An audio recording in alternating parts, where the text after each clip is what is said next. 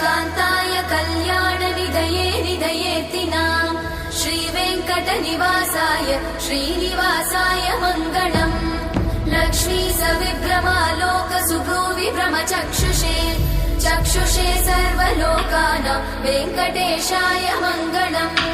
श्रीवेङ्कटाद्रिशृङ्गाग्रमङ्गलाभरणाङ्ग्रये मङ्गलानां निवासाय श्रीनिवासाय मङ्गलम्